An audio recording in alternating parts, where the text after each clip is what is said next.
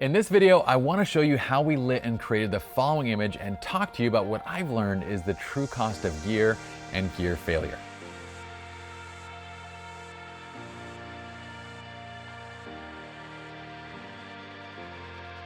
First, I want to state that I understand everyone has a budget when it comes to gear, but what I didn't understand personally several years ago was the true cost of gear and gear failure. Like most, I'd simply compare the price out the door.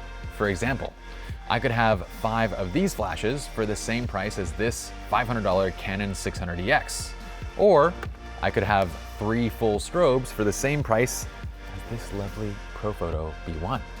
Now we're just gonna stick to lighting gear because this is a lighting tutorial, but this is the same from lenses to tripods and everything in between. I believe that the only cost associated to a piece of gear was the out-of-pocket dollars. I couldn't have been more wrong. When I was buying $100 flashes, I took 4 to 6 of them around because I always had malfunctions and failures. But most importantly, my inexpensive gear was actually making me miss shots. Rather than focusing on my job in the moment, I was focused on troubleshooting my gear.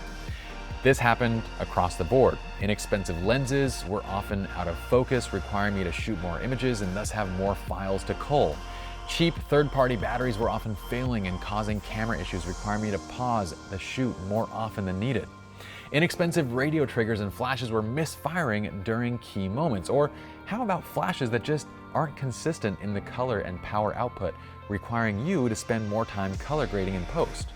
This brought all of us in the studio to the realization that the true cost of gear wasn't just the out-of-pocket cost, but rather the out-of-pocket cost plus the hassle of carrying spares, the time spent troubleshooting, the time spent doing more work in post, and the time spent dealing with breakage and repairs. Recently, we took our clients out for a post-wedding portrait session, and one of the most amazing sunsets unfolded right in front of us. From complete fog and no visibility, the clouds opened up for just a few minutes to reveal the sun right before sunset. We all knew this was an incredibly special moment, something that you just don't often see in your career.